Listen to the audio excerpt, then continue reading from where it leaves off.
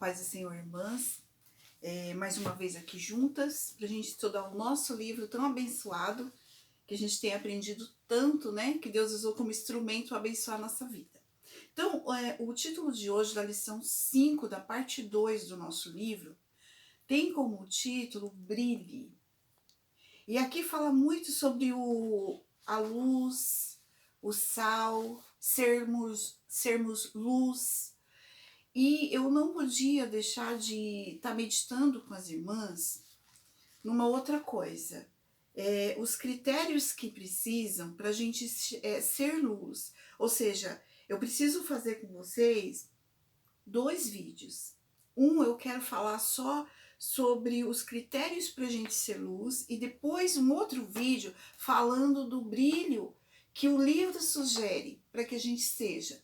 Não dá para eu falar do brilho se a gente não meditar um pouco no que tem em Mateus 5, que são as bem-aventuranças. E eu percebo que Deus tem falado isso com a igreja, porque o Leandro também está fazendo um estudo aos domingos de manhã na escola bíblica, também sobre as bem-aventuranças, bem no momento onde o nosso livro nos leva a meditar sobre brilhar.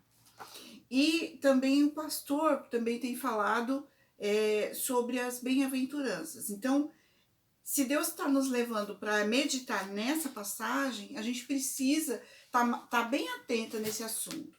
E hoje eu quero fazer um vídeo falando das bem-aventuranças e explicando para vocês que a gente precisa, e não é só para alguns, mas para todos os cristãos, a gente precisa viver as bem-aventuranças para a gente poder.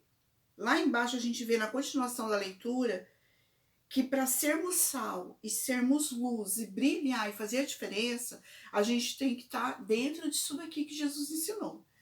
E eu preciso estar passando isso para vocês. Foi essa direção que Deus me deu. Então, eu tenho tudo anotado, que uma vez eu já ministrei isso na igreja há um tempo atrás, e eu quero estar passando para as irmãs hoje, amém? Então, abra sua Bíblia aí, em Mateus 5. Nós vamos ler um pouquinho sobre as bem-aventuranças. Como que tudo aconteceu. Jesus, ele teve essa orientação de Deus para estar passando isso para a gente. Então, a partir de Mateus 5, fala assim, ó. Vendo as multidões, vamos trazer para nós, no caso, nós somos parte dessa multidão. Jesus subiu ao monte e se assentou. Seus discípulos se aproximaram dele e ele começou a ensiná-los, dizendo: Bem-aventurados os pobres em espírito, pois deles é o reino do céu. Então a gente vai ver o que é esse pobre de espírito. Eu vou fazer bem pequenininho, mas nos domingos de manhã, o Leandro está dando isso bem pausado, com mais detalhes, tá? Se quiser reforçar, é só a gente acompanhar por lá. Pobres de espírito. O que vem ser uma pessoa pobre de espírito? Veja que para a gente brilhar, a gente tem que se enquadrar nessas questões aqui, nesse critério, nessas condições para a gente poder brilhar. Então fala assim, ó, pobre de espírito são aquelas pessoas que confiam totalmente em Deus, em todos os sentidos. Ela não pertence a ela mesma. Ela não mais vive de acordo com aquilo que ela acha que ela tem que fazer, aquilo que ela pensa que ela tem que fazer. Ela entendeu que ela depende de Deus em tudo, que ela precisa de Deus para tudo, e entregou a vida, o governo e o encabeçar da vida dela nas mãos de um Deus que sabe o amanhã que ela tem, que sabe o que é melhor para ela mais do que ela mesma. E a gente tem um versículo que está no Salmo 40, 17. Se você não quiser abrir, anota, porque é legal você estar estudando depois. No Salmo 40, 17 fala assim, ó. Quanto a mim, aqui o salmista, Davi, falou assim, ó. O rei Davi, ele entendeu que ele precisava de Deus para governar toda aquela nação. Que dirá nós, governar as nossas vidas, a gente depende de Deus assim como ele. E ele fala assim, ó, quanto a mim, eu sou pobre e necessitado, na condição de precisar de alguém que ajude. que ele não pode governar com toda a autoridade. Eu sou pobre e necessitado, mas o Senhor, ele se preocupa comigo. Tu és o meu socorro e o meu libertador, o meu Deus, não te demores. Quando tem aquele salmo que fala assim, olho para os montes, de onde me virá o socorro? Naquela época, as cidades, os grandes governos, as autoridades da época costumavam construir os palácios, o templo e lugares de governo em cima dos montes. As cidades eram edificadas nos montes, porque o monte era um lugar onde eles tinham visão de tudo que se passava ao redor. Se chegasse alguém para ser atacado, de longe eles já iriam ver. Então era estratégico. E por fora daqueles muros, lá para baixo, ficavam cidades. Então, geralmente, o palácio de governo ficava num alto.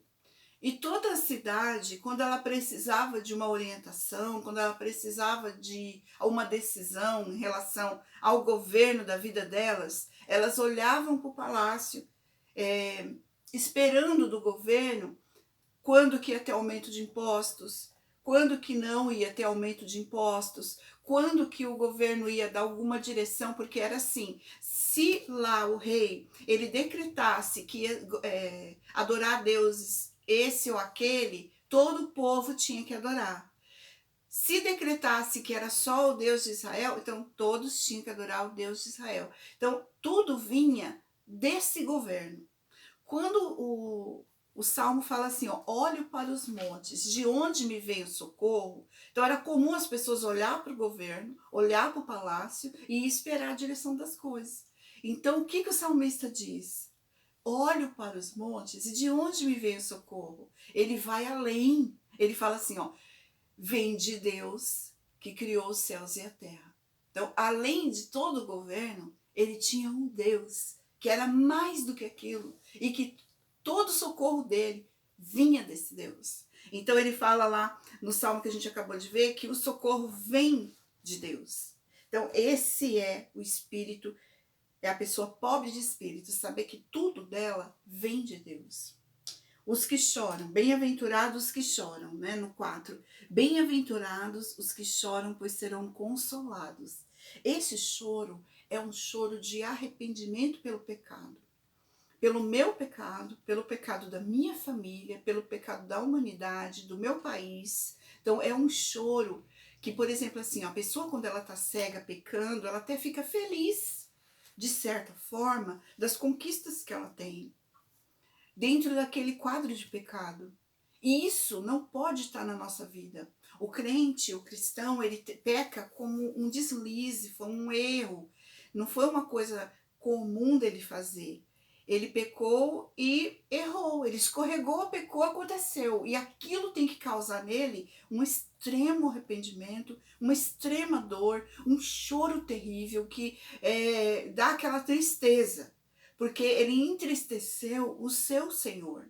Então aqui, bem-aventurado os que choram, pois serão consolados por Deus com o perdão, com aquele afago de Deus, que esquece todo pecado. Mas o choro pelo pecado, ele tem que existir. O pecado tem que nos causar tristeza. Se não causar tristeza, alguma coisa de errado tem em nós. Veja, esses critérios todos são necessários para que a nossa luz brilhe, para que todos ao redor vejam que nós temos uma conduta diferente. Enquanto todo mundo está pecando, enquanto todo mundo está esperando do governo uma solução, a gente espera no Senhor que criou os céus e a terra. O pecado está causando tristeza em nós.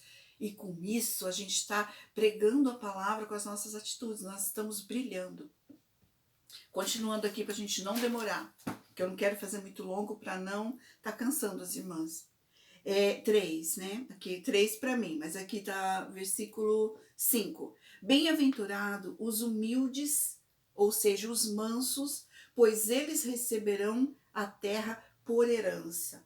Os mansos, humildes, aquela pessoa que ela não é vaidosa e que ela é modesta, que conhece as próprias limitações.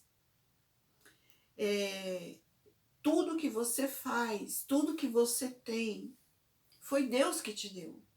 Você é só um administrador daquilo que Deus te deu.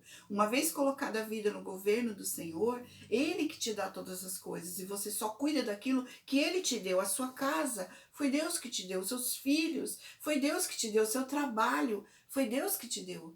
Então você é humilde e não se envaidece de onde mora, do que come, do que veste, do que tem, do que não tem. Sabe? É aquela coisa assim, eu sou humilde, sou vazio de mim, porque eu sei que a minha morada não é aqui. Eu estou aqui de passagem. Eu tenho o que eu tenho, mas isso aqui foi Deus que me deu. Então eu vou cuidar com amor, humilde, e vou tratar todos igual. Não vou ser mais do que ninguém por isso. Eu não vou ter a vaidade em nada, nem que seja de coisas espirituais, de coisas carnais, de coisas da terra, de coisas de objetos e posses e tudo, ou de mim, de tudo. Então, eu sou humilde, eu sou manso, e com isso, se eu sou vazia de mim, eu sou uma pessoa que reage de uma forma branda, de uma forma simples, de uma forma humilde, de uma forma tranquila. Eu devolvo as ofensas, ou melhor, eu nem devolvo as ofensas, não é? Eu não gosto de incumpridar, sabe assim? É assim que tem que ser.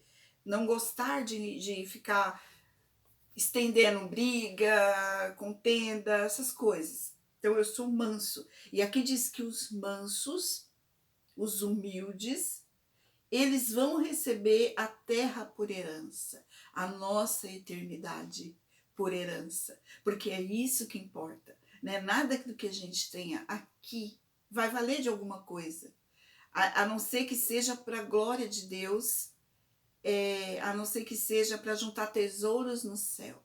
Isso que é o mais importante. Isso é ser humilde. Então eu preciso ser isso para que as pessoas ao meu redor vejam que eu tenho alguma coisa quando tenho, e não é meu, é de Deus, e eu continuo sendo a mesma pessoa. Jesus, ele era o Filho de Deus. Ele veio como um carpinteiro, vazio de si mesmo. Então ele não tinha vaidade em nada, mesmo ele sendo Deus. Ele era um carpinteiro. E sendo um carpinteiro, ele tinha toda a autoridade do mundo, mas ele não se crescia em nada. Ele era manso, ele era humilde. Ele diz: aprendei de mim, que sou manso e humilde de coração. E aí a gente pode encontrar descanso para a nossa alma. Então isso é uma regra. Todos esses aqui são regras para a gente ter a nossa luz brilhando. Outro aqui. Tudo isso tem versículo, tá? Dos mansos está em Salmo 37, 11. E a gente não pode demorar vendo tudo, porque senão fica muito longo. O outro. Bem-aventurados os que têm fome e sede de justiça, pois serão satisfeitos. Fome e sede de justiça, Ele vai satisfazer. Nós somos justificados por Deus. É essa justiça, essa fome e sede de ser justificados por Deus. Aqui tem um versículo, eu quero estar lendo com você. João 4,14. Vamos lá. João 4,14.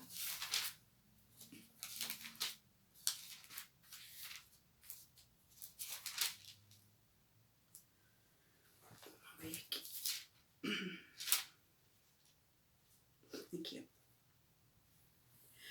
Quem beber desta água terá sede outra vez, mas quem beber da água que eu lhe der nunca mais terá sede. Ao contrário, a água que eu lhe der se tornará nele uma fonte de água a jorrar para a vida eterna. Quando nós recebemos a justiça de Deus, quando nós fomos justificados por Deus, nós bebemos dessa água, e essa água tem que jorrar de nós. Quando a nossa luz vai brilhar na nossa lição que a gente vai aprender, a gente tem que ter em nós uma justiça, a consciência de que nós fomos justificados, nós somos participantes daquela cruz, e essa cruz também é para outros. E essa água de saciar, de se sentir saciado e completo em Deus, ela precisa ser também transmitida. Ou seja, então onde a gente for, a gente vai aproveitar as oportunidades para expressar essa justiça,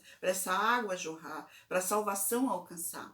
Então, bem-aventurados, vamos voltar para lá, né? Para o nosso Mateus. Bem-aventurados, não posso demorar.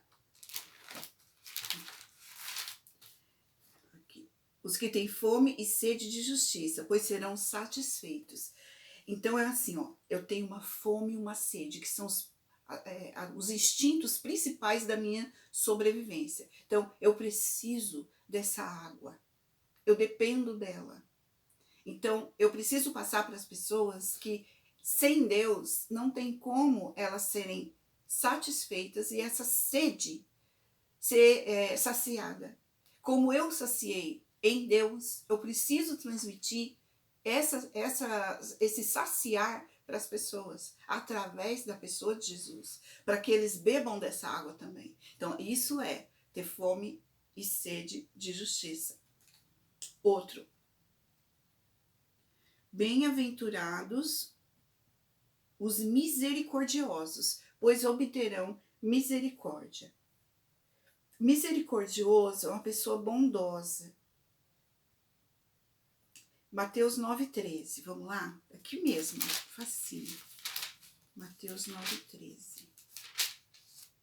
Aqui. Vão aprender o que significa isto. Eu desejo misericórdia e não sacrifício, pois eu não vim chamar justos, mas pecadores. O que é isso? Antigamente, eles pecavam e ofereciam sangue. Pecavam e ofereciam sangue. Chegou um ponto que tudo bem. Era só oferecer o sangue, sabe assim? Eu pecava e oferecia. Então não tinha aquela coisa, não vou pecar porque eu vou entristecer Deus. Não, eles perderam o senso das coisas. É isso que o Senhor fala. Quando ele fala para nós, misericordiosos, são aquelas pessoas que têm compaixão. E aquelas pessoas que vivem não fazendo para não entristecer Deus, sabendo que o sacrificar, o obedecer é melhor do que o sacrificar. Vamos ver se eu consigo me expressar. Obedecer a Deus é melhor do que o sacrificar. Ou seja, não pecar por amor é melhor do que eu pecar e oferecer o sacrifício ou pedir o perdão depois. E oferecer essa misericórdia aos outros, ensinar esse caminho aos outros.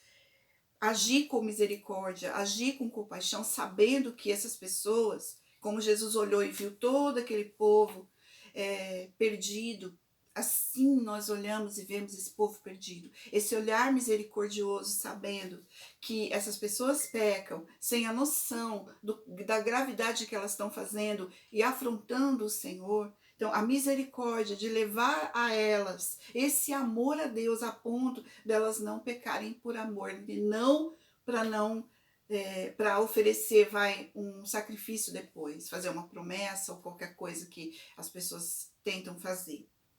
Ou fazer uma campanha, vamos trazer para a nossa realidade, vou fazer uma campanha, vou fazer isso, fazer aquilo. Não é assim que o Senhor espera, né? Não é errado fazer campanha, mas não em troca, com barganha com Deus.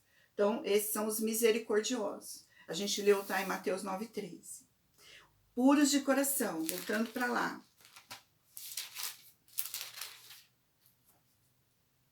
Bem-aventurados puros de coração, pois verão a Deus. Puros de coração é o mesmo que santo. Ser puro é ser santo. A gente já falou disso nas nossas lições. Que tem santidade em seu interior. Que é uma pessoa separada de um uso comum para o sagrado. Então, é uma pessoa que Deus tomou para si. Então, bem-aventurados puros de coração, que tem santidade dentro de si, que entenderam que são santos e separados por Deus. Então, quando acontecer alguma coisa, de você estar no meio de pessoas, aonde todo mundo está fazendo coisa errada, onde todo mundo está lá contando uma piada, ou está tomando uma cerveja, ou está fazendo qualquer coisa que você vê que não é certo, ou seja, alguma coisa ilegal, alguma coisa imoral, ou qualquer outra coisa, você lembrar que você foi separado, que você não é todo mundo, não é porque todo mundo está fazendo que eu tenho que fazer também. Que você é separado, que você é sagrado, que você foi separado por Deus para Ele, né? Romanos 12, 1. Vamos lá? Pra gente, deixa eu ler para vocês. Deixar marcado aqui, Romanos 12, 1.